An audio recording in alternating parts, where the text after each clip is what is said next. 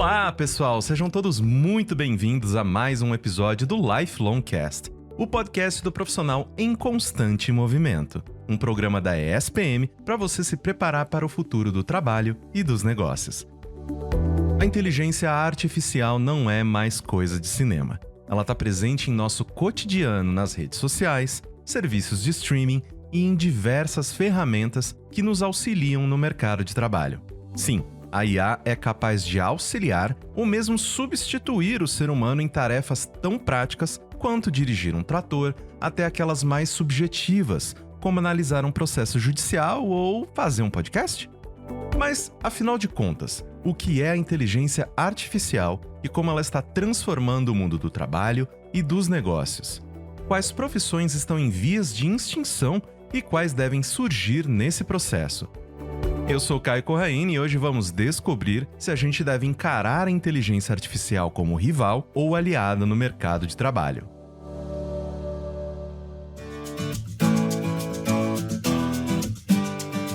Nesse primeiro bloco, vamos conversar com Ney Grando, empresário, consultor, diretor executivo da empresa de consultoria digital Estratégios, pesquisador e professor da ESPM em Fundamentos de Inteligência Artificial, além de autor do blog neygrando.com. Professor, muitíssimo obrigado por ter aceitado o nosso convite. É uma honra enorme ter você aqui para conversar sobre esse assunto no nosso Lifelong Cast. Olá, pessoal. Tudo bem? O privilégio e o prazer é todo meu de estar aqui com vocês, principalmente por se tratar aí da SPM, universidade que eu tenho no coração.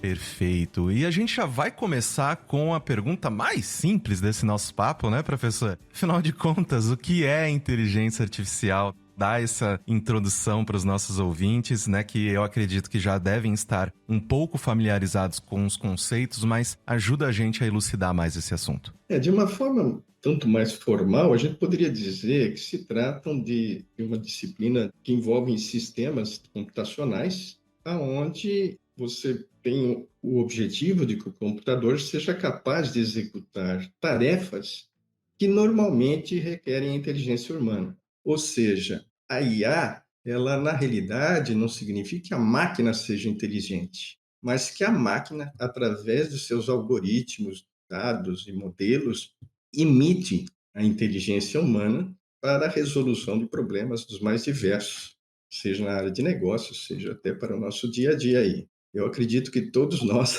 usamos a inteligência artificial. Quando o Waze fala para você vira à direita, vira à esquerda, tudo mais, ele está trabalhando todo um algoritmo que a gente chama, entre aspas, de inteligente, que está processando as informações em tempo real e passando orientações para você, assim como diversas outras aplicações que vocês já usam hoje de inteligência artificial. Justamente nos ajudando a cortar alguns caminhos que a gente não precisa mais fazer sozinho, né, professor? Exatamente. Antigamente, quando você usava um mapa tradicional, tal, você saía de um lugar para chegar no outro. Esse que era importante. Essas novas aplicações, tipo o Waze ou o Google Maps atuais, né, elas já te dão uma orientação sobre o trânsito e elas tentam te conduzir por um caminho que, além de ser mais curto, né, seja mais rápido, que te gere menos estresse, etc. e tal. O interessante da gente pensar, quando a gente fala de inteligência artificial, às vezes as pessoas pensam que se trata de uma disciplina, mas na realidade ela envolve muitas disciplinas, né? Desde você pensar em estatística, matemática,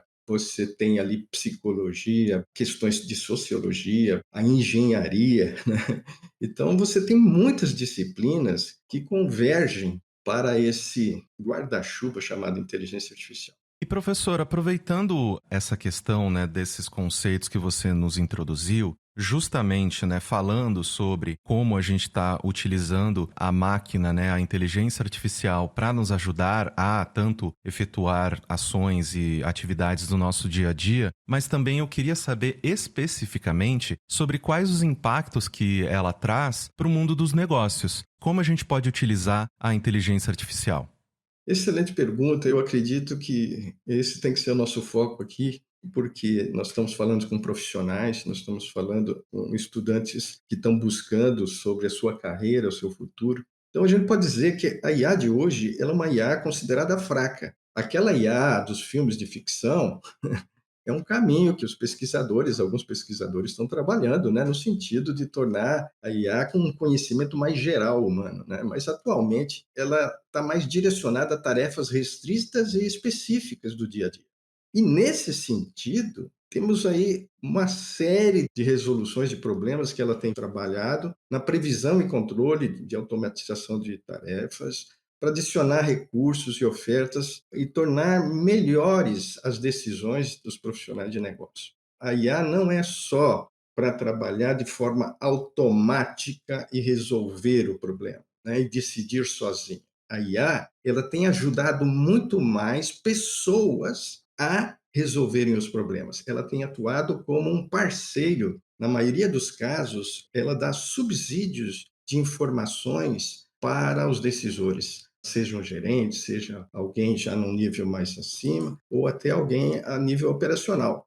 Só para você ter uma ideia, a IA aplicada, no relatório de McKinsey, em 2018, havia investimentos em torno de 66 bilhões de dólares em cima dessa área. E atualmente está em torno de 165 bilhões de dólares, isso a nível mundial. A IA, ela envolve uma série de setores, né? Desde a área de hardware, software, aplicações de alto nível, treinamento, muitas coisas, que envolvem, então, muitas áreas e muitos setores da economia, né? Aproveitando que o senhor trouxe esse assunto dos setores, professor, eu queria lhe perguntar justamente em quais áreas, né, a gente já tem uma utilização mais avançada da inteligência artificial e, na sua opinião, em quais outros setores, em quais outras atividades que ela mais deve crescer no futuro? Porque você mencionou muito bem nessa questão de que hoje em dia a gente trabalha com a inteligência artificial como uma parceira, né, nos oferecendo insumos para tomadas de decisão, até na parte de marketing, de oferecer para os consumidores links parecidos que ele pode chegar a consumir e tudo mais. Então, em quais setores que a gente já identifica que a inteligência artificial ela já está mais avançada e onde o senhor acha que a gente ainda vai ver ela crescendo e se desenvolvendo no futuro? Deixa eu fazer uma conexão inicialmente entre uma nova ferramenta que surgiu agora recentemente, em novembro, né, que em apenas 5 dias atingiu 1 bilhão de usuários. E a ferramenta anterior, o Instagram, ele levou 2 meses e meio para atingir esse 1 milhão de usuários, né? E o Spotify levou 5 meses. Então, em 5 dias, o ChatGPT, uma ferramenta que hoje está disponível para as pessoas, para todos os profissionais e usuários que queiram utilizar a ferramenta, é uma ferramenta extremamente leve, fácil de usar e que está sendo usado por profissionais das mais diversas áreas para ajudá-los em suas atividades. Então, eu considero, quando a gente estava falando dos impactos, que também isso é um grande impacto. Em outras palavras, todos os setores da economia, em todas as áreas funcionais das empresas, poderão usufruir dessa simples ferramenta, eu estou dizendo assim inicialmente. Por outro lado, existem centenas, aliás, milhares de empresas usando centenas de modelos de aplicações de AI, soluções de serviços conectivos, de plataformas em nuvem, o tempo inteiro, né? Podemos destacar, em especial, setores como de software empresarial, transporte, finanças, saúde. Agora, com a pandemia, com tudo que aconteceu, o setor de saúde deu uma explosão em termos de uso de novas tecnologias, incluindo a inteligência artificial. A robótica tem melhorado muito, né? Então, os robôs, além de autônomos, agora eles conseguem aprender sozinhos, e isso está causando uma nova revolução também na área de robótica, né? E professor, a gente vê, né, principalmente nesses últimos anos, um avanço gradativo e cada vez mais veloz de aplicativos, de aplicações da inteligência artificial no dia a dia, nos nossos negócios, na nossa vida profissional. Mas quais tipos de avanço que a gente ainda pode esperar para o futuro, né? Porque querendo ou não, a gente ainda não tá no nível do Jarvis, do Homem de Ferro, que eu posso falar com uma inteligência artificial que é quase consciente e ela vai e faz tudo que eu preciso, toda a minha casa tá ligada nela, a minha vida é maravilhosa porque eu posso falar para ela esquentar o meu banho, fazer meu café, levar meu cachorro para passear, mas de maneira mais realista, o que a inteligência artificial ainda não faz, mas que a gente pode prever que ela irá fazer no futuro? Essa é uma pergunta interessante, né? Eu acho assim que os cientistas estão trabalhando assim intensamente para uma IA mais genérica. Atualmente, uma IA ela trabalha com modelo. O que que é um modelo? Na realidade, você usa algoritmos que trabalham com dados. Esses dados são pré-processados e ele gera um modelo. Esse modelo trabalha com novos dados para gerar resultados. Então, você tem modelos específicos, certo? De determinadas áreas que faz uma única coisa. Por exemplo, o Waze só se preocupa com trânsito. Mas você pegar lá um Google Lens, ele trabalha com imagens, onde você aponta para uma imagem e ele mostra o resultado daquela imagem. Então, você tem aplicações específicas na área de linguagem, na área de visão computacional e em todos os diversos setores, certo? Mas o que se espera em termos de evolução? Sabe? Que comecem a se usar coisas chamadas multimodelos, onde você trabalha vários modelos com essas capacidades mais específicas, trabalhando em conjunto e gerenciado por uma inteligência ainda maior que estaria em cima disso. E daí, nesse caminho, nesse sentido, a gente estaria indo na direção de uma inteligência artificial mais geral, principalmente quando você fala hoje de androides, né, que seriam robôs mais similares ao ser humano, onde você pudesse ter um robô doméstico, por exemplo, que pudesse conversar com ele, mandar ele fazer suas atividades e tudo mais. Tem os cientistas dizendo que isso vai acontecer da gente adquirir uma inteligência mais genérica, da IA, nos próximos 7 anos, certo? Daqui a 7 anos. Outros cientistas acreditam que vai demorar muito mais, que são cientistas que conhecem mais a fundo como funciona a tecnologia, o que tem lá por dentro e tudo mais, e que têm uma visão também da complexidade da inteligência humana e de características que nós temos que a IA não tem. Então, eles dizem que vai demorar mais e eu estou mais junto com esses. Eu acredito que vai demorar mais, mesmo com toda a exponencialidade que a gente tem hoje em termos de velocidade de crescimento e resultados. O que é uma pena, né? Quando a gente para pensar, ao mesmo tempo, para, né, finalizar aqui o nosso papo de hoje, eu queria levantar uma questão que eu acredito que está no subconsciente de todo mundo, né? Todo mundo que está no mercado de trabalho hoje tem um envolvimento um pouco maior com a tecnologia, tem esse receio, que é o risco da inteligência artificial nos substituir, né, nos postos de trabalho, né? A gente está vendo aí gradativamente mais e mais algoritmos que tanto tentam emular a arte, tentam agora, né, com a questão do chat GPT também desenvolver, né, o conteúdo escrito de uma maneira mais complexa. Alguns sites já estão, inclusive, utilizando-se da plataforma para gerar artigos e todas essas coisas.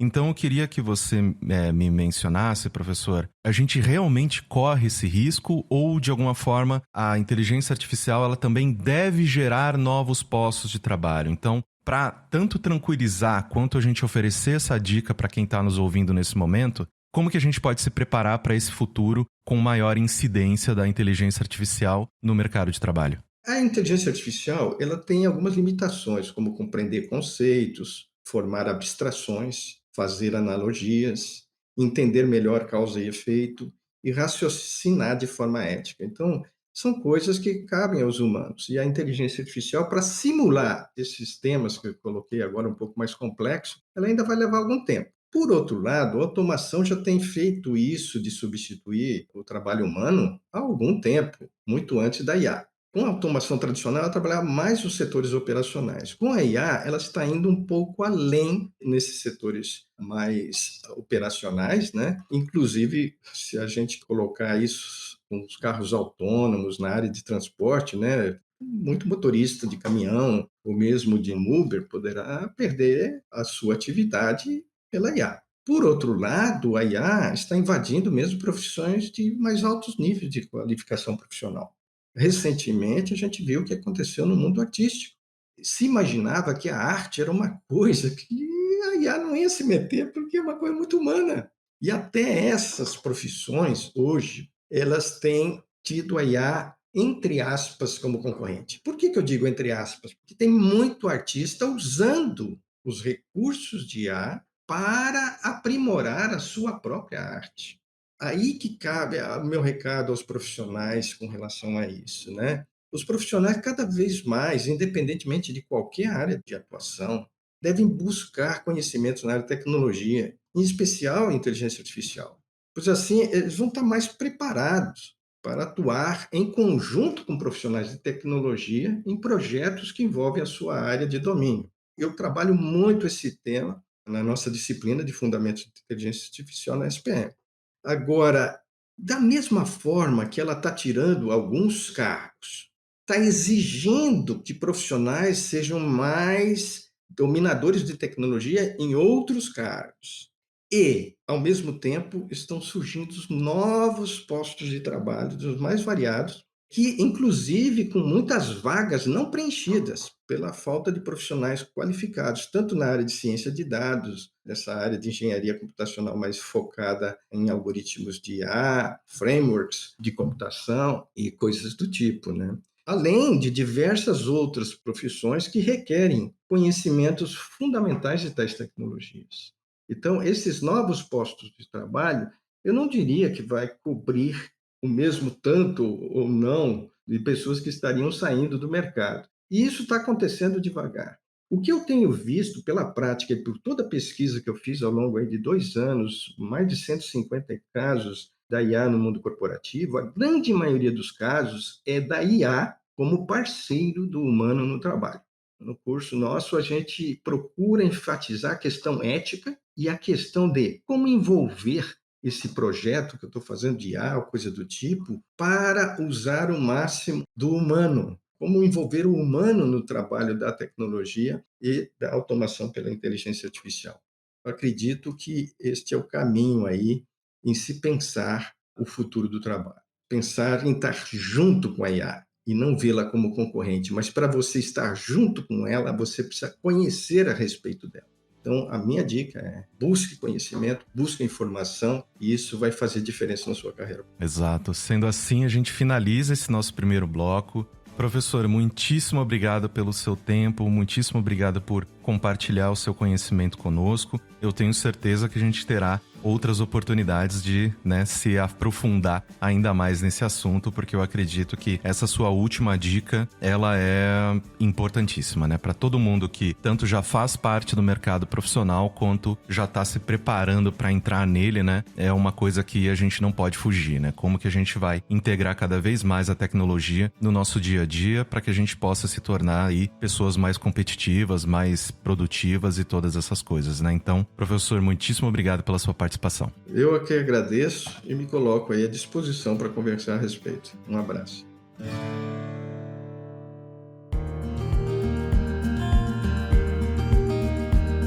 Bom, agora que a gente já sabe o que é a inteligência artificial e como ela deve impactar o mercado de trabalho nos próximos anos, que tal vermos um exemplo prático de como a IA está sendo aplicada nos negócios? Para isso, eu convido para esse segundo bloco Cláudio Oliveira, professor do curso de Administração da ESPM. Ele é coordenador do DIGI, o núcleo de transformação digital da ESPM, que criou, em parceria com a consultoria Cognitive, um simulador que prevê o engajamento de anúncios publicitários. É um prazer enorme ter você aqui comigo, Cláudio. Muitíssimo obrigado por ter aceitado o nosso convite. Seja bem-vindo ao Lifelong Cast. Eu que agradeço, é sempre interessante o alcance que vocês dão para as pesquisas da ESPM. Falando justamente então, sobre essas pesquisas, sobre esses avanços relacionados à transformação digital, eu queria lhe perguntar justamente qual é a necessidade do mercado publicitário que o simulador atende e como ele funciona. Legal, muito bacana a tua pergunta. E eu vou dar um passo atrás, eu vou dizer o quanto que esses algoritmos, essa inteligência artificial, ela já interfere no nosso dia a dia. E depois eu chego no objetivo da pesquisa, que mais ou menos é equiparar as empresas brasileiras ao que já está acontecendo lá fora. Olha que interessante. A gente deve passar, no mínimo, umas 5 horas do nosso dia em celular. No mínimo. Tá sendo bem razoável aí.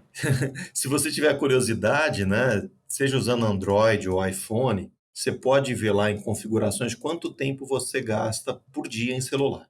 Quando você fica no celular, seja usando TikTok, seja usando Instagram, seja usando Twitter, a sua experiência com essas plataformas ela está sendo intermediada por algoritmos.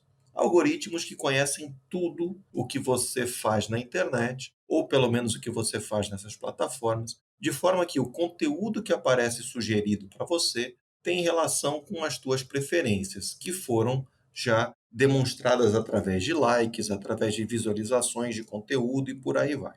Isso daí dá um poder enorme, para essas empresas de mídia que conseguem ter esses algoritmos. Isso acontece com o Meta, que é o dono do Facebook, isso acontece com o pessoal do Google, isso acontece com o Netflix, isso acontece com a Amazon. que são grandes empresas que já trabalham com inteligência artificial faz tempo. Por que, então, construir uma inteligência artificial no Brasil para atender aos objetivos de anunciantes e de agências de publicidade? Por um motivo muito simples.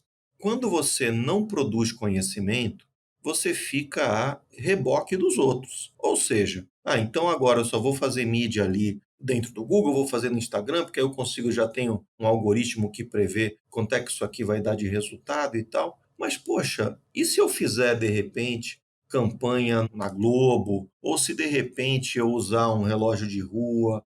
Será que tudo isso, né, que é um conteúdo local, isso também não seria interessante eu ter um algoritmo para isso? Frente a essa transformação digital do mercado publicitário, a gente está procurando agregar um conhecimento de inteligência artificial a conteúdos que são produzidos aqui no Brasil. A nossa primeira experiência foi montar um simulador de anúncios que mede engajamento em diferentes plataformas de mídias sociais. Então a gente usou como case o mercado bancário para tentar entender quando um Itaú, quando um Bradesco, quando um Santander publica um conteúdo, e pode ser em qualquer plataforma, usando influenciadores, o que isso interfere no engajamento? Ou melhor, será que aquilo que o consumidor fala, olha, eu estou preocupado com segurança, eu estou preocupado com a taxa do banco, estou preocupado em saber se esse banco ele é responsável socialmente, será que isso interfere no engajamento dessas marcas com os consumidores brasileiros? Então, a pesquisa visa atender aqui uma lacuna, que é usar a inteligência artificial para a comunicação feita no Brasil. E aí a gente vai expandir para diversos outros mercados, né? Como supermercados, como fonográfico, seguradoras, farmacêutico. Então, uma pesquisa que ainda está em andamento e que é uma pesquisa aberta, né? A gente usa dados abertos, as empresas que estiverem interessadas podem conversar com a gente a respeito. E professor, como que a inteligência artificial é aplicada? Ela vai atrás dos dados, ela faz uma filtragem? Como que vocês estão utilizando a inteligência artificial nesse caso? Perfeito. A primeira fase da pesquisa é coleta de menções em mídias sociais. A inteligência artificial já ajuda a gente a coletar, né, buscar tudo que está sendo conversado nas mídias sociais sobre determinada marca. Então, vamos supor, tudo que está sendo falado sobre o Itaú. A ferramenta vai lá, coleta e depois ela faz uma categorização. Então, ela vai dizer quais são os principais temas relacionados a bancos. O que as pessoas estão falando mais quando falam de bancos. Essa categorização ela já é muito automatizada. Claro que precisa sempre uma avaliação crítica, né, humana, mas em termos de mão de obra, ela acelera muito a consolidação dos dados. Numa outra fase, a gente verifica dos temas que são importantes para o consumidor, quais que aparecem nos anúncios. Isso é classificado. Essa segunda fase, por enquanto, é manual, porque tem muitos temas que são intangíveis. Por exemplo, será que o banco está falando de responsabilidade social? Então, isso, por enquanto, a gente está fazendo manualmente. Mas algumas coisas já dá para fazer por inteligência artificial, como, por exemplo, olha, ele está falando aqui no comercial de algum produto, aparece algum preço, isso a inteligência artificial já consegue escanear. E tem uma terceira fase, talvez a fase mais importante, que é verificar se esses atributos da comunicação, eles favorecem o engajamento. Aí é puramente inteligência artificial. A gente cria uma base de dados com todos os anúncios, quais são os atributos desses anúncios e que resultado eles deram. E deixa uma inteligência artificial treinando. O que é treinando? Ele começa a observar quais são os padrões que funcionam para criar mais engajamento. E depois a gente testa na realidade para fazer uma validação estatística e aí é criado um modelo. Espero não estar usando uma palavra muito difícil, mas um modelo preditivo, um modelo que tenta prever o futuro. Se eu usar tais atributos, por exemplo, fizer um anúncio sobre aplicativo e que fale de responsabilidade social, ele tem aqui uma probabilidade alta de dar bom engajamento. Então, isso é um modelo preditivo, ele tenta prever o futuro e a inteligência artificial é fundamental para fazer esse tipo de modelo.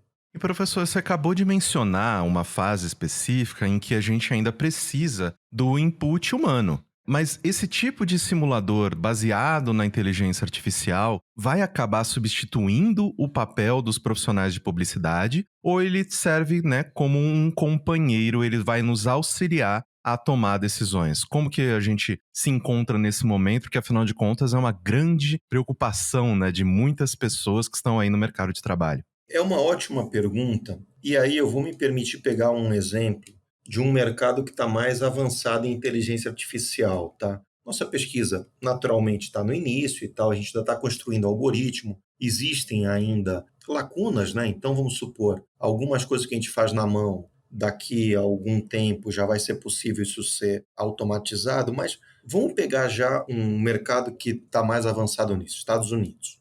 Eu tenho um colega, né, o Rafa Vasconcelos, que ele trabalhou comigo em agência tempos atrás, e hoje ele é diretor de produção de conteúdo na Netflix. Então, tudo que tem assim de melhor em termos de ciência de dados e também em termos de ferramentas de criação, eles têm lá. E eu fiz essa mesma pergunta a ele numa palestra aqui na SPM, né? Ele teve a generosidade de conversar com os nossos alunos. E perguntei, olha, você é de criação, essa ciência de dados, ela vai tirar o papel do criativo? Ele falou, não, Cláudio, isso não tem como. Não tem como, por exemplo, ChatGPT fazer roteiro de uma série, entendeu? O que acontece é que eu trabalho lado a lado com um cientista de dados. E isso é um esquema de trabalho da Netflix, como se fossem duplas de criação. Antigamente tinha o redator e tinha o diretor de arte. Não, agora é o criativo e tem aqui do lado o cientista de dados. E ele disse o seguinte, a ciência de dados, ela me faz ficar mais sensível com relação ao que o meu usuário quer. E aí eu produzo melhor. Então, entendo que são coisas complementares, tá? Não são papéis substitutos. Finalizando esse nosso papo, professor, eu acredito que, né, inteligência artificial é um assunto que eu sou apaixonado, eu adoro conversar sobre isso, eu acho que a gente ainda tem vários vieses aí, né, pra gente conversar sobre. Tem até um que eu morro de vontade de puxar, só que a gente não vai ter tempo, que é justamente, ok, se a gente tá fazendo só o que o usuário quer, ele nunca vai ser confrontado com a surpresa de talvez gostar de uma coisa que ele não tá acostumado, né? A gente vai chegar lá em outros episódios, mas eu queria finalizar esse nosso programa, esse nosso papo, perguntando pra você sobre se investir em plataformas ou softwares baseados em inteligência artificial, como é o caso, né, desse simulador que vocês estão desenvolvendo, se isso também é interessante do ponto de vista financeiro, né? Afinal de contas, é um investimento que ele dá um retorno, você acredita que ele tem a possibilidade de se expandir e se popularizar e dar esse retorno também para quem está aí no mercado de trabalho? Sim, com certeza ele traz retorno financeiro. As empresas que investem mais em inteligência artificial, elas têm melhores retornos. Todos os casos que eu citei aí de Netflix, Google, né? Se a gente notar o valor de ações e tal, a salvo os solavancos aí que sempre vai ter, mas são valores crescentes aí nos últimos anos, né? Mas tem que se tomar alguns cuidados. Primeiro, não dar um passo maior que a perna. Eu já vi muita empresa falando, não, eu quero fazer um simulador assim, assim, assado. A empresa nem sabe, por exemplo, quanto de vendas a campanha de marketing digital está trazendo dia a dia, o que seria básico, né? Então, a empresa ela tem que fazer o passo que ela pode dar naquele momento. Mas as pesquisas dizem que quanto mais ela avança, mais ela tem retorno financeiro com isso. Quanto mais ela avança em ciência de dados, mais ela tem retorno financeiro. Naturalmente, isso também ocorre nas carreiras. Seja eu me tornar um cientista de dados ou eu conseguir sintonizar minha profissão, vamos supor que eu sou um designer, mas eu consigo beber na fonte da ciência de dados e, de repente, criar hipóteses, criar teste A/B. Olha, será que esse site A ele é melhor do que o site B na experiência do usuário e tal? Isso seria interessante para qualquer profissão. Perfeito. Professor, muitíssimo obrigado pela sua participação aqui no Lifelong Cast. Muitíssimo obrigado pelo seu conhecimento e pela gentileza de oferecer aqui o seu tempo pra gente. Com certeza foi um papo extremamente engrandecedor aqui para os nossos ouvintes. Muito obrigado. Imagine, é sempre um prazer. E se vocês quiserem ter atualizações da pesquisa, vocês podem seguir a gente nas mídias sociais do Digi, né, do Núcleo Digi. Tem lá Instagram, Spotify e tal. Tem uma série aí que a gente faz sobre a pesquisa.